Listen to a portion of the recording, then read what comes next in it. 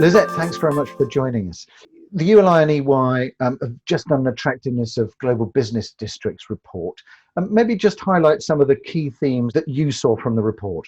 First of all, there's a real focus on the attractiveness to talent. For business districts, not to only focus on office space, but to really become districts where you can live, work, play, pleasant environments to stay in, focused on quality of life, green space, for example. And another big trend also relates to a much bigger focus on sustainability. And this also goes beyond just the energy certification of individual buildings. We asked the respondents what they thought was most important, and they talked a lot about better transport infrastructure.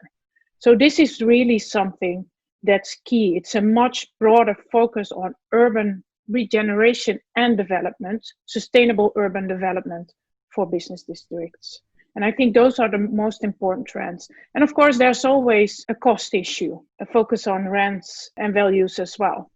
And it's interesting because we see some counterbalancing trends almost, where on the one hand, there's a high demand for high quality offices and high quality space in business districts. But at the same time, we also see that the location and the quality of the space, not only the building quality, but especially the layout, that's what attracts the talent. What is around it? Can I get there easily without having to use a car and it doesn't take me an hour? And at the same time, is it a nice place to interact with other people? So that's also really important. And therefore, businesses kind of have also looked at occupancy costs in a different way, because they just don't see it as occupancy cost anymore. They look at it much more as a recruitment cost and staff retainment cost. And the role of the office and the location has become so much more important in that. And of course, now with the COVID-19 crisis, we think a lot of these trends will continue going forward and might accelerate, like the focus on environment, better transport infrastructure. And while the focus maybe before was mostly on public transport, there's a huge tendency emerging towards walkable and bike infrastructure, giving up some of the street lanes maybe. And of course, it needs a pleasant environment to either bike or walk in, because you may technically be able to do that, but if it's not a nice or safe environment, you still won't. So there's so much focus on green space, on well-maintained environments, that we think is becoming far more important than it was already. On the other hand, we see more tendency for home working, although we don't now know yet what the long-term impact of that will be.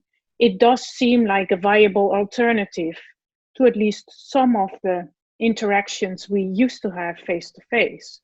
And whether that's airline travel that's mostly being impacted, or whether that's more common working from home a couple of days a week. But it may well be that the role of the office is changing, instead of kind of just being the place where you do your work, to maybe more becoming the place where you meet your colleagues, try to get new ideas, and then go home to execute and do the work. One of the things that I wanted to pick up on was I noticed that London was still kind of twice, both with the city, but also Canary Wharf, in the top 5. What do you think makes London so attractive? Well, it's clear that it's not only about the business district itself. The country, as well as the city, have a very important part in the overall ranking. These target groups for business districts look at what is the legal environment, what is the business environment, what is the competitive climate. That's what they start with. What is the size of the talent pool? How good is the education? How well do they speak English? How international are they? How diverse is the economy? And I think on all those elements, London as a whole scores very highly. And then on top of that, and something like Brexit, the political uncertainty we see, doesn't have that material impact on it yet. it has some impact, and also, as we've seen in the past, it has postponed decisions, but it's not massively changing those fundamentals.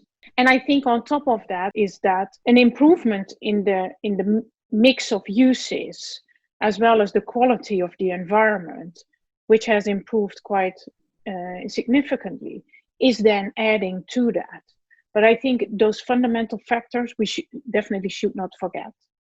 And I noticed in the research that, as well as there being some new business districts that had been included for the first time in the research report, there also seemed to be a sort of growing momentum in terms of some of the sort of Asian cities, especially. What we've generally seen is a much fiercer competition between all districts. They all get a score, and the scores are much closer to one another than we saw last time. And what we've especially seen is that Asian business districts have moved up the ranks very significantly, mostly on the back of much improved higher education. So the talent pool of graduates, it has grown significantly. Much more international education as well. And at the same time, the quality of the stock, mostly the office stock, has improved significantly as well. And I think it'd be interesting to see how that develops, this research, given that the majority of this is from pre-corona times, but it's a long-term study, which I think is really interesting. And maybe this can become some sort of benchmark to see whether or not the long-term trends are actually more significant than maybe the shorter term ones linked to coronavirus. What's your sense of that, Lisette? That's actually a very interesting comment, and that's also how we see it.